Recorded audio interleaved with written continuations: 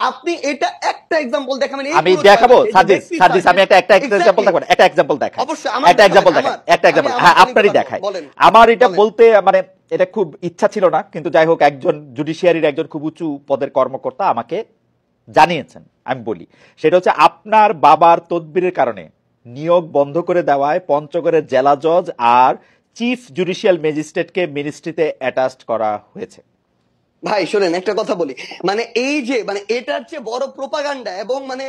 আপনি শোনেন জাস্ট একটা এক্সাম্পল, পুরো পঞ্চগড় জেলার যত মানুষ আছে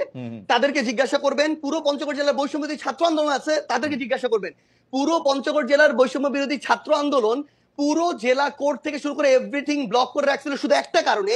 এই জেলা জজ এবং চিফ জুডিশিয়াল ম্যাজিস্ট্রেট তারা তাদের জায়গা থেকে একটা নিয়োগ প্রক্রিয়ার পরীক্ষার আগে তারা বিভিন্ন জায়গায় ম্যান সেট করে রাখছিল, এবং ওইখানে যারা পরীক্ষার্থী ছিল তাদের প্রতিবাদের মুখে পড়ে তারা পরীক্ষাটা পর্যন্ত বন্ধ করে দিতে বাধ্য হয়। এবং সবচেয়ে মজার বিষয় হচ্ছে, একটু অ্যাড করি ভাই, সবচেয়ে মজার বিষয় হচ্ছে ওইখানে অ্যাপ্লাই করেছিল মনে করেন 2000 স্টুডেন্ট, তারা তাদের মতো করে বিভিন্ন এক্সকিউজ দিয়ে প্রায় অর্ধেক স্টুডেন্টকে পরীক্ষা দিতেই দেয় না, বাকিদেরকে দিয়েছিল। এবং এরপর এটা পর্যন্ত রেফারেন্স ওই স্টুডেন্টদের পরীক্ষার্থীদের কাছে চলে গিয়েছিল, বিভিন্ন পলিটিক্যাল দল তাদের জায়গা থেকে লিস্ট পাঠিয়েছিল, এবং এই চিফ জুডিশিয়াল ম্যাজিস্ট্রেট এবং জেলা জজ যিনি রয়েছেন তারা বিগত সময়ে আওয়ামী লীগের সময়ে তারা ওই সময় যে আইন এবং বিচার মন্ত্রণালয়ের যিনি মন্ত্রী ছিলেন তার লিস্ট দেখে দেখে পঞ্চগড়ে নিয়োগ দিয়েছে। এই অভিযোগগুলো এক করে পুরো পঞ্চগড় জেলার ওই পরীক্ষা যারা পরীক্ষার্থী তারা রাজপথে নেমেছিল, মানুষ নেমেছিল, বৈষম্যবিরোধী ছাত্র আন্দোলন নেমেছিল। কোন সিঙ্গেল একজন পার্সন যদি এটা বলতে পারে, ভাই আমিও বলতে পারি খালেদ মহিউদ্দিন ভাই বিগত সময়ে এরকম অনেক কঠিন কঠিন টকশো করেছেন, কিন্তু তারপরও আওয়ামী লীগের বিরুদ্ধে কঠোর হন নাই। সাপোজ এটা এরকম আসতেছে এই জন্য ভাই 100 কোটি টাকা পেয়েছিলেন, এটা আমি বললাম, কিন্তু এটা কোনদিন সত্য হইতে পারে না। আপনি সিঙ্গেল এরকম একটা দেখাবেন যে কেউ একজন বলবে যে আমাদের একটা রেফারেন্স ওই জায়গায় গিয়েছিল যে কারণে আমরা এটা বাধা দিয়েছি, সিঙ্গেল একটা। আচ্ছা প্রথম কথা যে আপনি কি এই সমস্যার সমাধান করলেন, মানে এই সমস্যার সমাধানে আপনি নেতৃত্ব দিলেন? ধরেন আমি কেন নেতৃত্ব দিব? না ভাই, সবচেয়ে বড় শুনেন, আপনার কাছে অভিযোগটা আসছে তারপর আপনি এটা সমাধান করলেন, ব্যাপারটা কিরকম? না না না, আমার কাছে অভিযোগ কেন আসবে? আমার কাছে কোনো অভিযোগই আসে নাই। আমরা আমাদের জায়গা থেকে যে জিনিসটা দেখেছিলাম যে যখন পঞ্চগড় জেলার বৈষম্যবিরোধী ছাত্র আন্দোলন এই একটা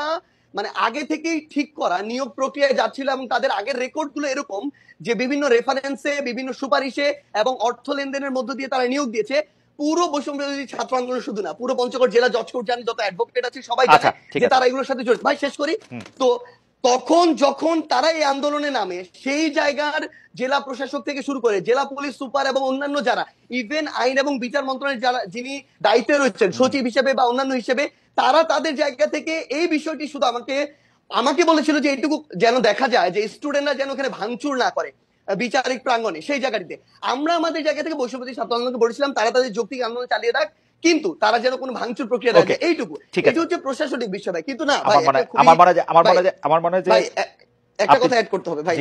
একটা কথা অ্যাড করতে হবে, সেটা হচ্ছে সবচেয়ে বড় বিষয় হইতেছে কি ভাই, কিছুদিন আগে আমি এরকম দেখছিলাম সোহরাওয়ার্দী মেডিকেলে একটা প্রেসক্রিপশনে লেখা সমন্বয়ক সার্জিস আলমের আত্মীয় বাড়ি হচ্ছে নাটোর না পাবনা এরকম কিছু একটা জায়গা, আমার 14 গোষ্ঠীতে ভাই এখানে কেউ নাই। এখন অল্প কিছু নাম যেহেতু সবাই জানে, এই নামগুলোকে বিভিন্ন ভাবে ব্যবহার করা হয়, যখন দেখতেছে তার প্রত্যাশিত কিছু একটা হচ্ছে না তখন যাকে তার সন্দেহ হচ্ছে তার বিরুদ্ধে এরকম এলিগেশন দিয়ে দিচ্ছে।